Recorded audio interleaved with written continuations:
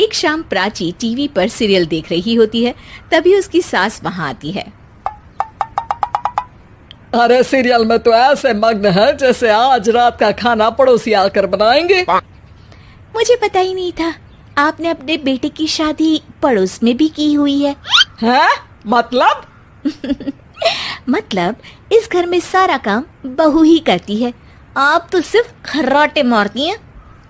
अच्छा जी, फिलहाल तो तुम आराम फरमा रही हो। चलो जाओ, ये मेरे टीवी देखने का समय है। आहा, इसीलिए मुझे भगाया जा रहा है। सॉरी, अब तो बिल्कुल नहीं जाऊंगी। प्राची की इस बात पर दोनों सास बहू के बीच टीवी रिमोट के पीछे बच्चों जैसे छीना झपटी शुरू हो जाती है, जिसके बीच श्लोक भी काम से घर वापस आ जाता है। हाँ, आज मेरी चूहे बिल्ली की जोड़ी किस बात पर झगड़ रही है? अरे तेरे बीवी मुझे टीवी ही नहीं देखने दे रही। अरे तुम्हारी मम्मी मुझे खाना बनाने के लिए फोर्स कर रही है। अरे वाह, ऐसे बेतुके रीजन पर तो बच्चे भी झगड़ा नहीं करते। अरे मुझे कुछ मत बोल, सब इसने ही शुरू किया है। हाँ हाँ, जैसे आप तो बहुत दूध की धूली है ना। अरे बस, दोनों चुप। प्राची जाओ, खाने की तैयारी करो। और माँ तुम छोड़ो, तुम्हें क्या बोलूं, शांति से अपना सीरियल देखो। मुझे दोबारा लड़ने की आवाज सुनाई नहीं देनी चाहिए।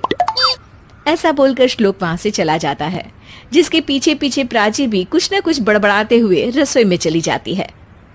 हाँ हाँ, सासू जी को तो कुछ बोलेंगे ही नहीं, बस मुझ पर ही हुक्म चलता है, खाना बनाओ, जैसे मैं इनके घर में खाना बनाने के लिए आई हूँ। इसी तरह शाम बीतती है और रात को श्लोक और प्राची की सास खाना खाकर सोने चले जाते हैं, लेकिन प्राची गुस्से में कुछ खाए बिना काम में ही लगी रहती है। इस घर में किसी को घंटा फिक्र नहीं पड़ता, मैं खाऊं या भूखी रहूं।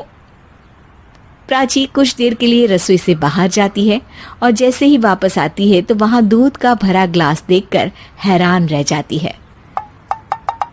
फिक्र पूरी है, बस दिखाना नहीं है।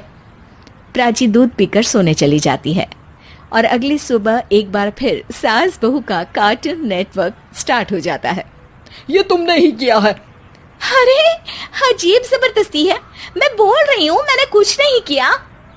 दोनों ने मिलकर पूरे घर को पागल खाना बनाया हुआ है। यहाँ कोई नॉर्मल इंसान तो रह ही नहीं सकता, इसीलिए अब पड़ोसी क्या रिश्तेदार भी घर आने से कतराते हैं। और सुन बेटे, तू भी चंगा, तेरी माँ भी चंगी, तेरी बीवी भी चंगी, रिश्तेदार। हाँ जी, आपको नहीं पता क्या, गंगाधर ही शक्तिमान है, रिश्तेदार ही। हाँ हाँ,